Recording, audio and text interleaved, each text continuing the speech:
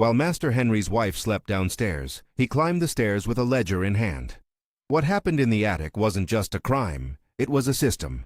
They called it corrective assignment, but for Amina, it was a sentence of isolation that history books tried to erase. This wasn't just a record, it was a weapon. In the cold ink of these books, a woman's body was no longer her own. It was a unit to be moved, used and reassigned at the master's whim. And the most terrifying part? It was all perfectly legal.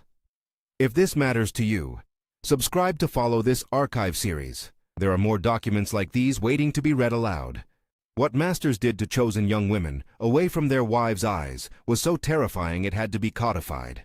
If the wife found out, the fury didn't fall on the husband, but on the victim. A single stroke of ink in a ledger could separate a mother from her child forever, all to hide a shameful secret. Archival notes make this blunt. A ledger entry dated July records, in a steady hand. Corrective assignment. Domestic. No visitation. A parish file marked Morality Proceedings contains a list of names and a minister's signature beside words that prescribe penance and single out individuals for reassignment. A shipping docket lists a child as to be boarded with Mrs. Evelyn, and in the margin, a number that corresponds to rations. These are not abstract ideas. The paperwork tied a person's daily life to an accounting system that controlled sleep, food, and the right to speak to someone deemed intimate. Amina was born into this machinery. She had a memory of clay banks and a mother who sold the last of the household linens to cover a tax levy. The family's loss was a ledger line in another man's book.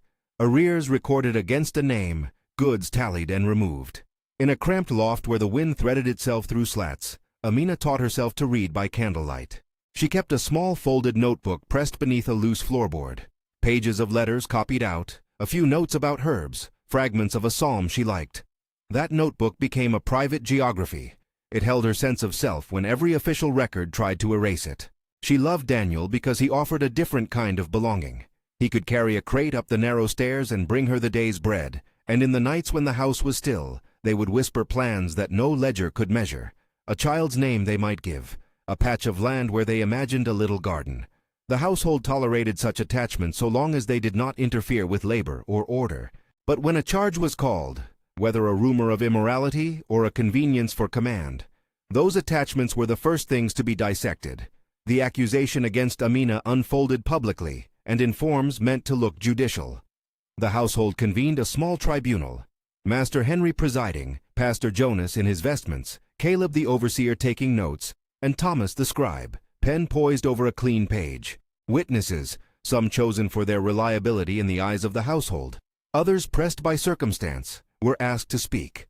Their testimony, as the records emphasize, was often oral, but always shaped to register on paper.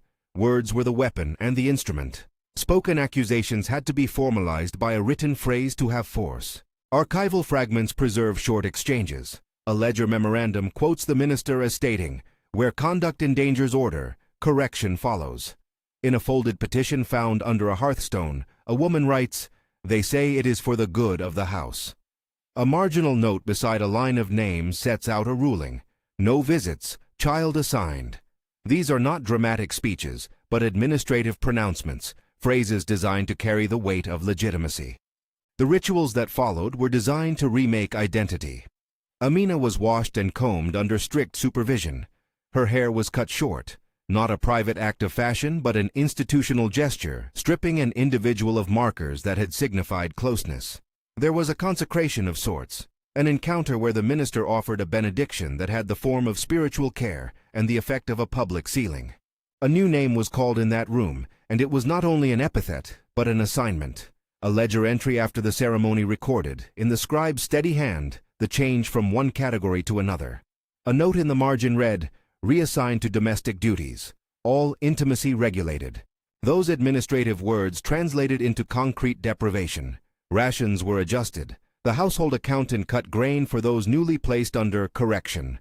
Beds were shifted. A woman who once slept near Daniel was moved into a smaller room where visits were watched and then forbidden. Letters that passed between lovers were intercepted.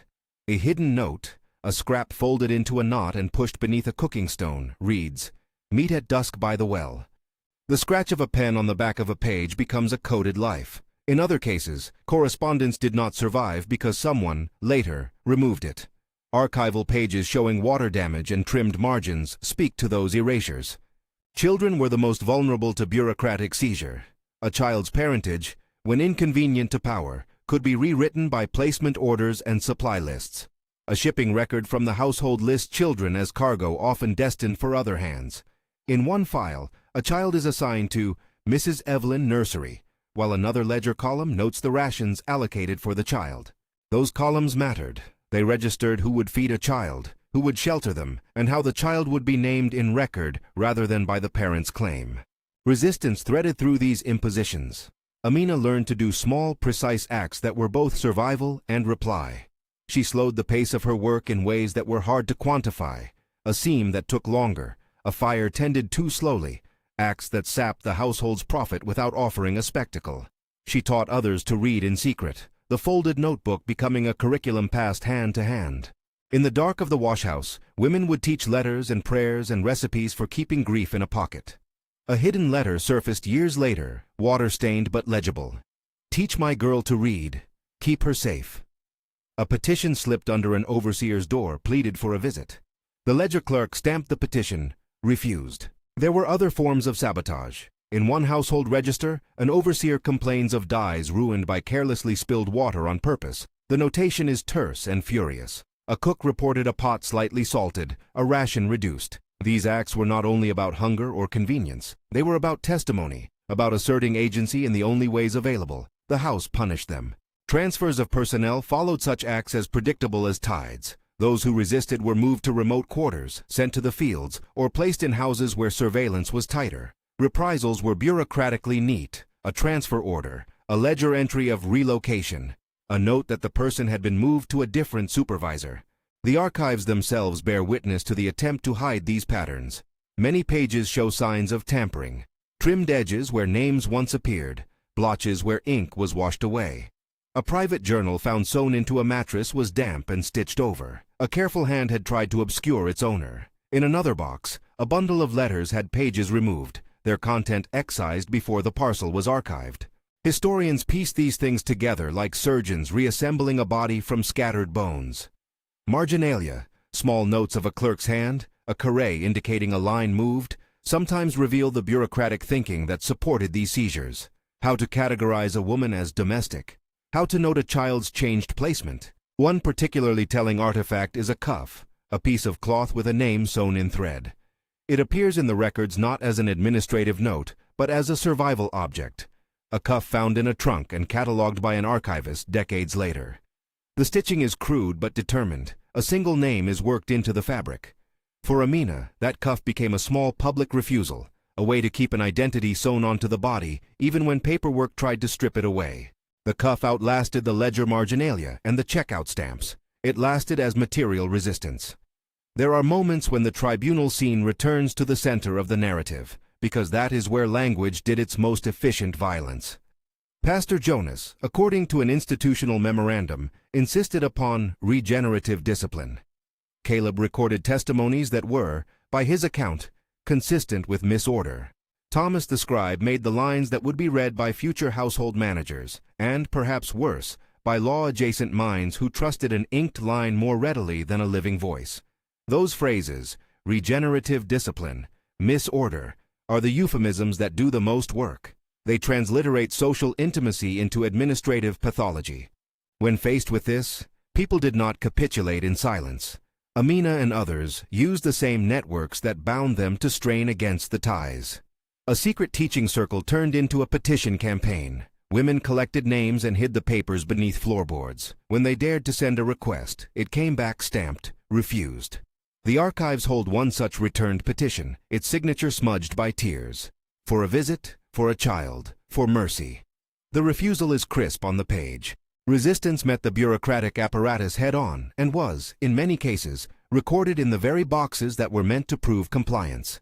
The consequences of these enforced separations were long-term. Genealogies unraveled. Children raised under different names, maternal lines recorded as absent, family trees with missing branches. A census column that should have read mother sometimes reads assigned to nursery, and the human consequence of that phrase is generational. roots cut and replanted elsewhere. Descendants, when they probe these records, encounter gaps and tampering that make tracing lineage an act of forensic courage. Historians who reconstruct this world work with fragments, letters, ledgers, shipping manifests, and the occasional object like the stitched cuff. Dr. Lewis, Professor Andrews, and Amelia, a local historian, are among those who have traced patterns across different collections. Their work is painstaking and often sorrowful. They identify identical banalities repeated across ledgers, a minister's signature here, a note of correction there, and from this repetition they infer system. Where pages are missing, they look for corroborating traces, a mention in a steward's account of a rations adjustment, a minister's sermon printed in a parish pamphlet with an offhand line about moral order. Each trace is a piece of testimony that, when joined with others, points outward to a pattern of bureaucratic violence. There is a delicacy required in reconstructing speech from these fragments. The narrator cannot attribute dramatic speeches to people without evidence. Instead, we lean on the small recorded phrases, the minister's notation, the steward's ledger entries, the scribe's marginalia, that show how language was wielded. When the archive quotes a line such as corrective assignment, we accept that phrase as a recorded mechanism. When a petition is marked refused, we accept that refusal as administrative fact and as a lived, brutal denial to the person who dared to ask. And yet within the archives there are also traces of tenderness and solidarity. A hidden note found beneath a floorboard reads, "I will bring the herbs, do not tell." Another, tucked inside a seam, says, "For Anna, teach her well." These scraps of domestic care survived attempts at erasure because they were small and because they were secret. They were acts of defiance as much as of sustenance, a way to preserve memory when official memory worked to obliterate. What masters inflicted upon enslaved girls in this context, forcing them away from their partners, imposing new names and roles, regulating their bodies through paper and prayer, was terrifying precisely because it was so orderly. It resembled mercy in its clothing. A benediction could be the preface to a transfer order. A public scolding could be the pretext for a reclassification. The terror was structural, not only the physical separation, but the knowledge that one's claims on a child, on a lover, on one's own name, could be overridden by a pen stroke. There are personal consequences to that form of terror that ripple down the years. Children raised under other households returned rarely, if at all, to the names of their birth. Women who were reassigned bore the memory of a life interrupted. They learned, out of necessity, how to keep private archives, stitched cuffs, folded notes, recipes memorized for passing knowledge. The ledger might say reassigned, but the cuff said otherwise. That cuff became more than a token. It was an assertion that a self persisted beyond the administrative verdict. In reconstructing Amina's life, historians are careful to distinguish between what the documents state and what we can reasonably infer. The ledger provides dates and categories. The petitions show petitions. The letters reveal hidden meetings. From these elements we can see a pattern, a household with the power to remap human relations, a minister complicit as a certifying agent, a scribe whose hand made the transfer legible to future managers.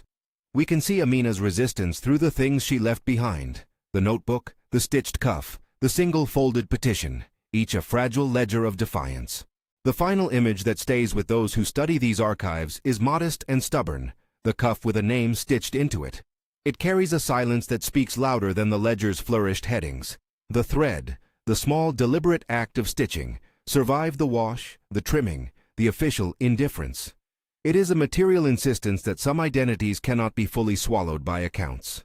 What masters forced on enslaved girls, being torn from partners, having their bodies and relations regulated by clerks and ministers, being renamed and reassigned, was terrifying because it reduced human intimacy to administrative categories.